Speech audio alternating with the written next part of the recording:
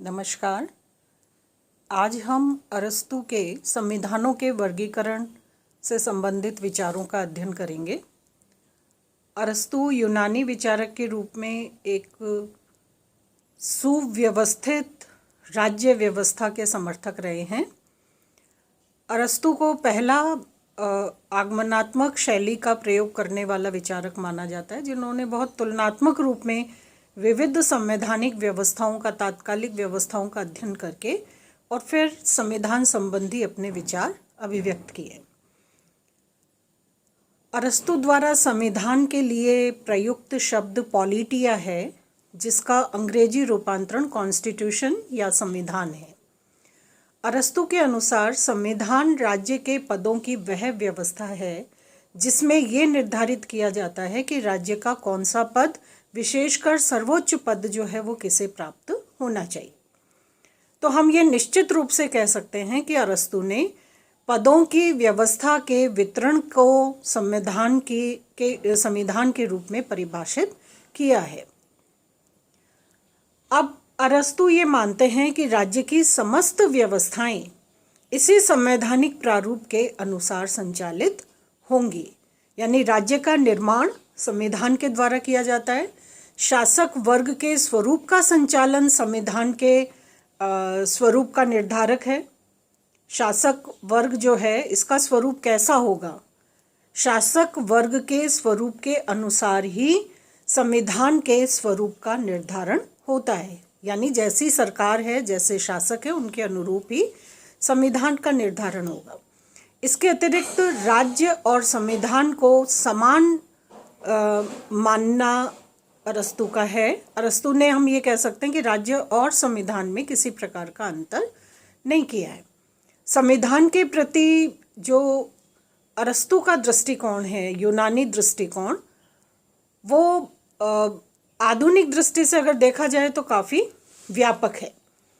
राज्य और सरकार का भी अरस्तू ने अंतर किया है और उनका ये मानना है कि राज्य जो है वो तो नागरिकों का समुदाय है और सरकार जो है वो राजनीति का संचालन करने वाले समूह का नाम है।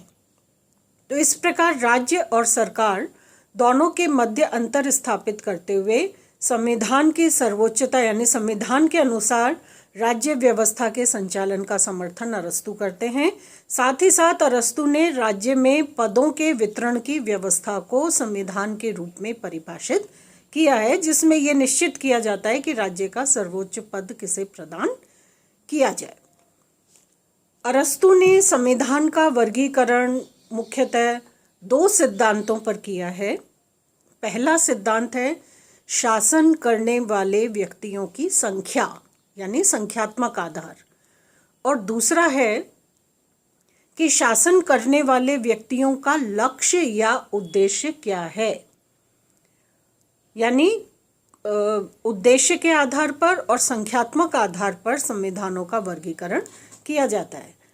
लेकिन पुनः अरस्तू ये मानते हैं कि शासन करने वाले जो व्यक्ति हैं, सरकार जो है, उसका लक्ष्य किस प्रकार का है, इस आधार पर भी राज्य के दो रूप होते हैं।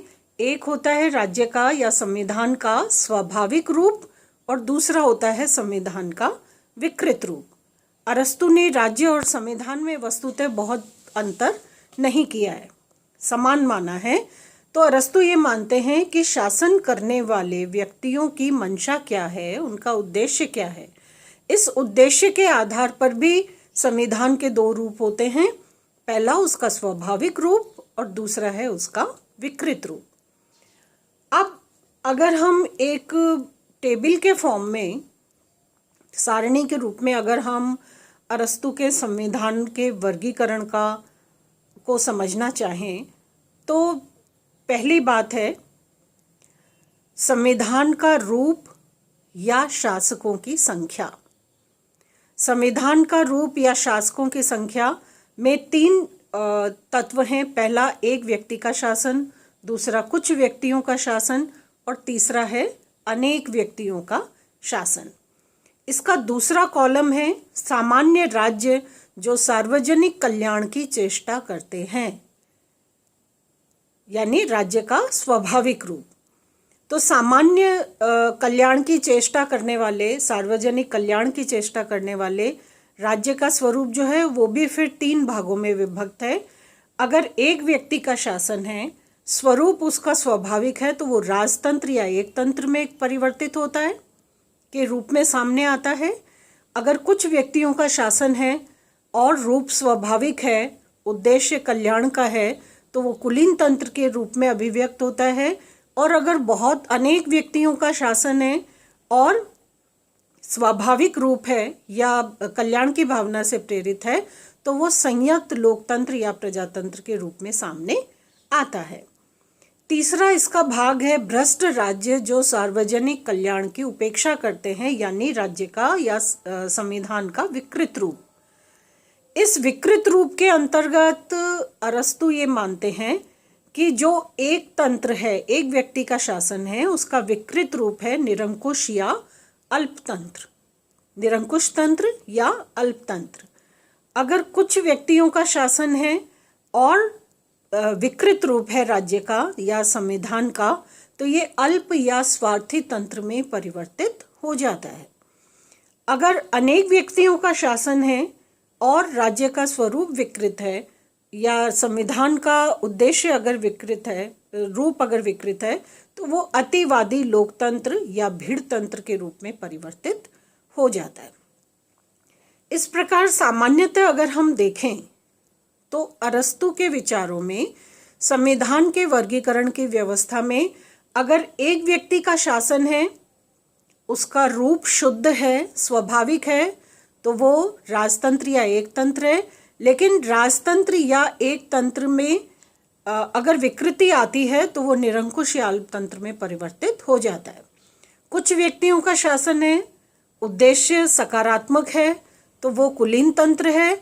और अगर उद्देश्य विकृत होता है तो वो अल्प या स्वार्थी तंत्र में परिवर्तित हो जाता है।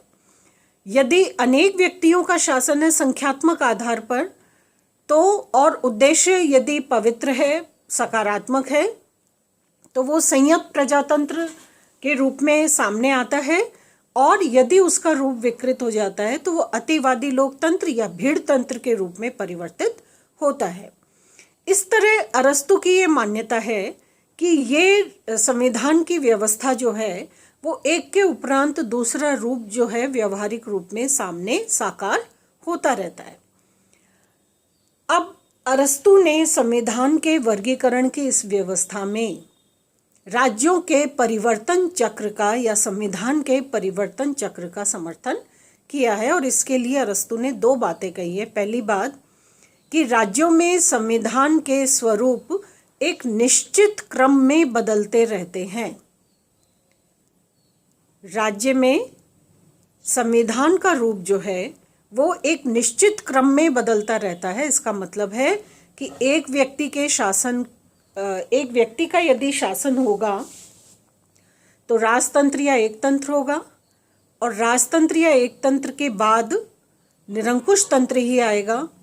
जब निरंकुश तंत्र की व्यवस्था विफल हो जाएगी, उसका विकल्प जो है वो कुलीन तंत्र, कुछ व्यक्तियों के शासन में कुलीन तंत्र के रूप में सामने आएगा। कुलीन तंत्र का रूप भी कुछ समय के पश्चात विकृत होगा और वो अल्प या स्वार्थी तंत्र में परिवर्तित हो जाएगा।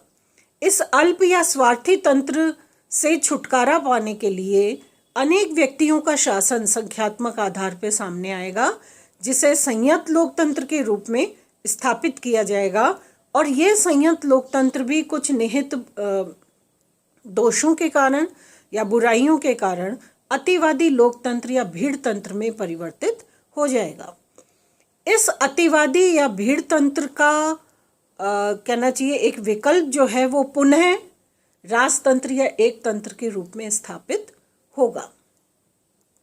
इस तरह हम ये कह सकते हैं कि अरस्तु की ये मान्यता है कि संख्यात्मक आधार पर एक व्यक्ति, कुछ व्यक्ति और अनेक व्यक्तियों का शासन जो है वो एक तंत्र, कुलीन तंत्र और लोकतंत्र के रूप में, संयुक्त लोकतंत्र के रूप में अभिव्यक्त होता है।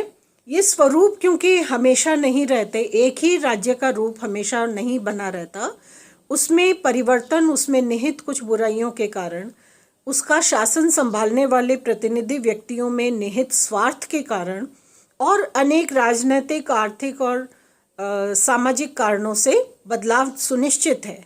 और ये बदलाव जो है वो स्वाभाविक रूप को विकृत रूप में परिवर्तित कर देता है। और विकृत रूप आने के बाद संख्यात्मक आधार पर यह परिवर्तन एक व्यक्ति, कुछ व्यक्ति और अनेक व्यक्तियों के शासन के रूप में साकार होता है। तो अरस्तु की ये मान्यता है कि राज्यों में संविधान के स्वरूप एक निश्चित क्रम में बदलते रहते हैं। इनका वही क्रम है जिसका उल्लेख अरस्तु ने किया है। दूसरी बात अरस्तु की ये मान्यता है कि ये जो संविधान का परिवर्तन चक्र है ये रुकता नहीं है बल्कि निरंतर चलता रहता है। ये व्यवस्था संविधान के एक प्रकार से विकास की व्यवस्था है और ये क्रम विकास का निरंतर चलता रहता है। एक राजतंत्र, कुलीन तंत्र और संयत लोकतंत्र और इनके विकृत रूप, और उसके बाद वापस संख्यात्मक आधार पर एक व्यक्ति, कुछ व्यक्ति और अनेक व्यक्तियों के शासन के रूप में। तो ये क्रम अनवरत चलता रहता है और इसी क्रम के आधार पर संविधान या राज्य जो हैं उनका विकास क्रम अनवरत होता है। तो इस प्रकार से ये राज्य व्यवस्था या संविधान की जो व्यवस्था है ये वस्तुतः राजनीतिक व्यवस्था के विकास का एक आधार और प्रक्रिया दोनों का निष्कर्ष प्रस्तुत करने का कार्य जो है वो अरस्तु ने संविधान के वर्गीकरण के इस सिद्धांत में किया है। अरस्तु के इस सिद्धांत की आलोचना की जाती है, संविधान के वर्गीकरण की आलोचना की जाती है। सबसे पहली आलोचना ये कही जाती है कि अरस्तु जैसे विद्वान विचारक ने, जिसने कि बहुत वैज्ञानिक प्रकार का दृष्टिकोण अपनाने का प्रयत्न किया, उसने भी राज्य और सरकार जैसी संस्था के बीच में कोई विधिवत अंतर स्थापित नहीं किया। अरस्तु ने राज्य और संविधान में अंतर नहीं किया। राज्य और सरकार में कुछ अंतर करने का प्रयास किया कि राज्य जो है वो नागरिकों का समुदाय है और सरकार जो है वो शासन करने वाले लोगों का समूह है। लेकिन ये अंतर इतना पर्याप्त नहीं है कि उसके आधार पर हम ये जान सके कि संविधान और राज्य के संबंध में अरस्तु क्या मान्यता रखते हैं। दूसरी बात है कि इस सिद्धांत का जो समर्थन अरस्तु कर रहे हैं, आलोचक ये कहते हैं कि व्यवहारिक रूप में ये सिद्धांत बहुत ज़्यादा उपयोगी नहीं है, क्योंकि संविधान का विकास क्रम, राज्य का विकास क्रम और एक के बाद दूसरा सिद्धांत, दूसरा राज्य का रूप उसी तरह से सामने आएगा जिस तरह से अरस्तु ने निर्धारित किया है। ये व्यवहारिक रूप में बहुत ज़्यादा साकार होता हुआ नहीं लगता। इसमें कुछ डाउट्स या किसी प्रकार के संदेह देखे जा सकते हैं।